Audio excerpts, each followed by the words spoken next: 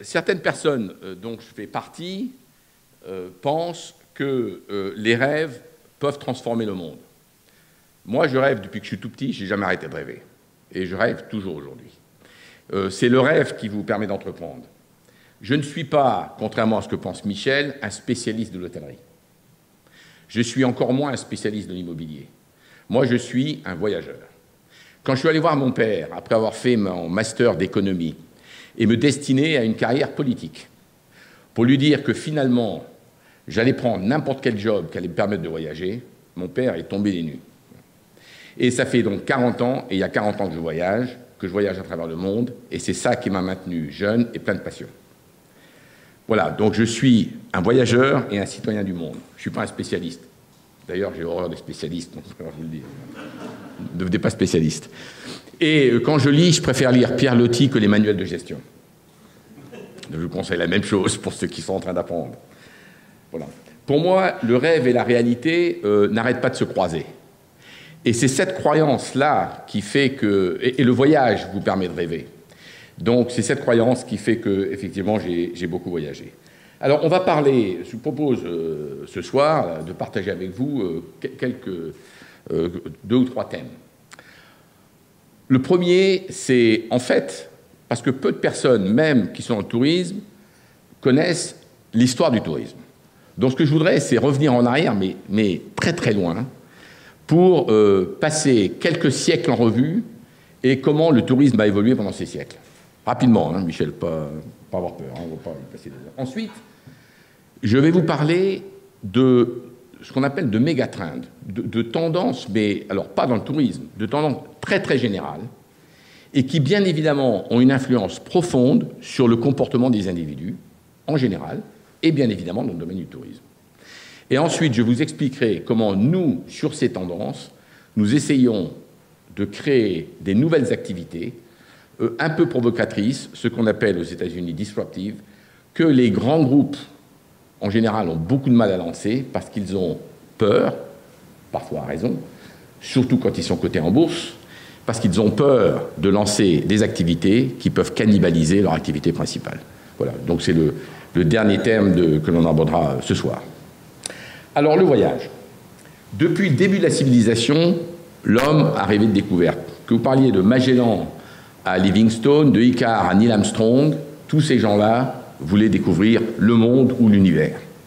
Et on est toujours pareil aujourd'hui. Au Moyen-Âge, c'est l'époque au Moyen-Âge où le tourisme a commencé. Les gens voyageaient comment? Ils allaient à la chasse, ils suivaient le seigneur du coin ou le roi, ou à la chasse, ou dans ses visites, et ils se déplaçaient d'un endroit à l'autre, mais quand vraiment ils en avaient la nécessité. En général, à cette époque, ils se déplaçaient à pied, parfois à cheval, et ils étaient en groupe, et ils avaient des armes parce que les routes n'étaient pas sûres. On oublie de dire aujourd'hui, quand on voit les événements dans le monde, on oublie de dire qu'au Moyen-Âge, les gens qui se baladaient risquaient la mort à chaque coin de rue, beaucoup plus qu'ils ne le risquent aujourd'hui. C'est pour ça que je parle du Moyen-Âge. Alors ensuite, quelle est la première chose qui a commencé à faire évoluer le tourisme? Bien évidemment, les moyens de transport. D'abord, la charrette à bœufs, dans lequel les gens... ensuite, le cheval, bien évidemment. Et puis, après, les bateaux à rames. Vous vous rappelez, les bateaux à rames? Alors, bon, là-dessus, on envoyait des esclaves, en général. Ailleurs, ce n'était pas vraiment un tourisme forcé, mais c'est l'époque où il y a eu les premières, ce qu'on appelle, ce n'est pas des migrations, mais les premiers grands voyages. Les premiers voyages de découverte, c'était les croisades. La croisade, ça a été la première forme de tourisme. Je suis désolé, je suis un peu provocateur, mais c'était un peu ça. Ces gens, ils voulaient découvrir le lointain et ce qui s'y passait. Alors, ce qui a ensuite changé, c'est deux modes de transport, comme le cheval, la charrette à bœufs et autres, et le bateau à rame. Il y a eu le bateau à voile. Donc la vitesse a été plus grande. Et puis ensuite, il y a eu les machines à vapeur. Il y a eu bien sûr le train. Alors le train, je regarde ma date, c'était en 1770, le premier train. Et en 1830, le premier chemin de fer, pardon, le véhicule à vapeur en 1770, et le premier avion 100 ans après. Et là, au-delà du simple transport, est apparu un nouvel élément qui a bien évidemment bouleversé le tourisme, qui s'appelle la vitesse. À partir du moment où on pouvait se transporter d'un endroit à l'autre plus vite, on a développé le tourisme. Et je me rappelle, quand j'étais étudiant à Aix-en-Provence, quand je faisais mon master d'économie, je suis allé à l'aéroport de Marseille-Marignane voir décoller les premiers Boeing 747 d'Air France. Le 747 a révolutionné le tourisme, parce que pour la première fois, se sont passés deux phénomènes. Le premier, d'avoir des avions dans lesquels on pouvait mettre 500 passagers. Et le deuxième, c'est que les compagnies aériennes étaient en forte concurrence, donc toutes ont été obligées de mettre des 747, et le monde s'est retrouvé pour 10 ans en surcapacité de sièges. Et donc, ont apparu les premiers block space, qui ont permis à des Européens de venir de ce côté de l'Atlantique, et à ce côté de l'Atlantique d'aller plus loin de l'autre côté. Voilà un peu les grandes évolutions du tourisme. Alors après, bien évidemment, les routes sont devenues sûres, on n'a pas eu besoin de se balader avec des armes. Les hôtels sont devenus plus confortables, on est passé de gîtes peu confortables à des hôtels plus confortables, et tout ça a conduit aux premières évolutions du tourisme. Pendant longtemps, ce tourisme était le fait de gens riches. Les gens pauvres ne pouvaient pas voyager, ils n'avaient pas les moyens, ça coûtait quand même toujours cher.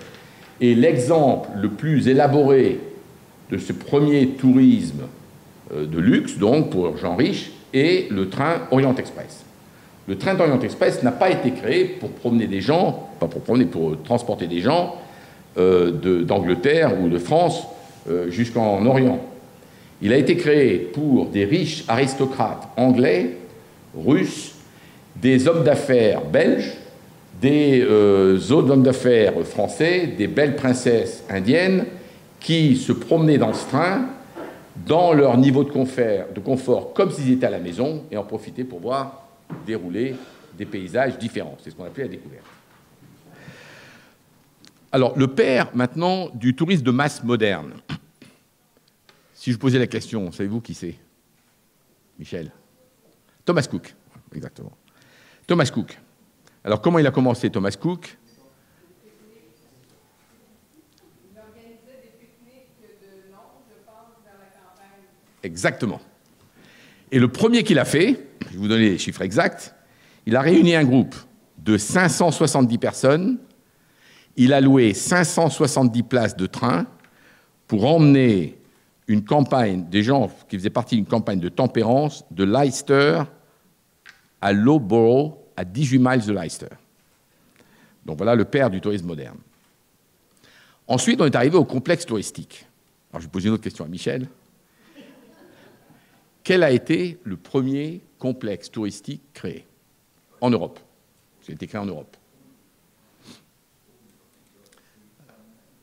Non, c'est bien avant Club Med. C'est Ostende, en Belgique, pour les riches bruxellois.